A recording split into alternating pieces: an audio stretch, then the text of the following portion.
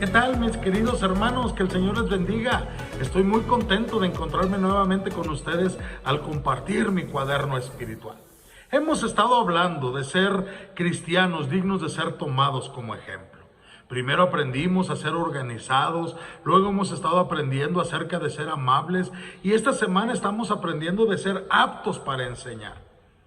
En Hechos, capítulo 4, versículo 18 dice: y llamándolos, les intimaron que en ninguna manera hablasen ni enseñasen en el nombre de Jesús. La inesperada audacia de Pedro y de Juan predicando el evangelio y la presencia de ese hombre que había sido curado estando junto a ellos puso al concilio de los judíos en una posición incómoda. Viendo con los apóstoles al hombre que había sido sanado, los judíos no podían decir nada en contra. La convincente defensa de Pedro de que él en realidad estaba llevando el pueblo hacia Dios, no alejándolo de él, era incuestionable. La promesa que Jesús había dado de darles palabra y sabiduría se estaba cumpliendo en este momento. Entonces los miembros del concilio les ordenaron a Pedro y a Juan que saliesen del concilio y empezaron a conferenciar entre sí. Pedro les había devuelto la jugada y ahora la corte estaba en ese receso mientras consideraban qué hacer con los hombres. La pregunta no tenía una respuesta fácil.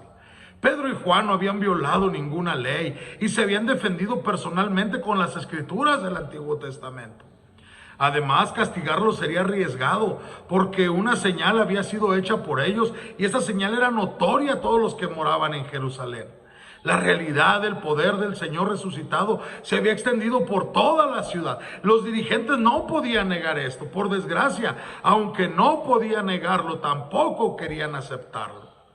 El concilio estaba reviviendo su peor pesadilla. Habían ejecutado a Jesús por afirmar que era el Mesías sin dejarse intimidar por eso. Ahora sus seguidores iban por todas partes repitiendo que Jesús era el Mesías.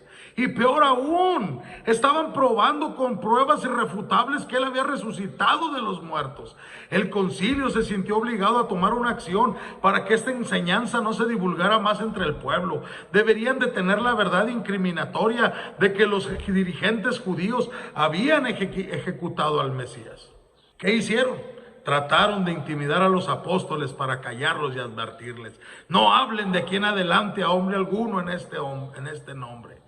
Debido a esa decisión, ellos volvieron a llamar a Pedro y a Juan a la sala de justicia y les ordenaron que de ninguna manera hablaran y enseñaran en el nombre de Jesús. Irónicamente, a esos primeros creyentes se les debió ordenar que se callaran, mientras que a muchos cristianos en el mundo moderno se les debe ordenar que hablen. Esa fue una importante encrucijada en la historia de la iglesia. Si los apóstoles se hubieran ajustado a las exigencias del concilio, toda la historia de la iglesia habría sido diferente. Lo que ocurrió dependió de la disposición de ellos, de obedecer a Dios a toda costa, incluso a costo de sus propias vidas. Pedro y Juan no vacilaron, sino que inmediatamente respondieron que se negarían a obedecer la orden del concilio. Ellos dijeron: nosotros apelamos al tribunal superior, pidiéndoles que juzgaran si es justo delante de Dios obedecer a los hombres antes que a Dios en la Corte Suprema de Israel. ¿Qué tribunal es superior, el de Dios o el de los hombres? Con esa apelación al juez divino, los apóstoles pusieron en un dilema al concilio. Con toda seguridad ellos no querían que Pedro y Juan siguieran hablando, pero tampoco podían decir que obedecieran a los hombres antes que a Dios. Aunque Pedro y Juan se negaron a obedecer a los miembros del concilio, sin embargo los trataron amablemente. No debatieron con ellos, ni pretendieron someterse para luego desobedecer. Al contrario, con mucho cuidado y respeto, explicaron que no podían dejar de decir lo que ellos habían oído.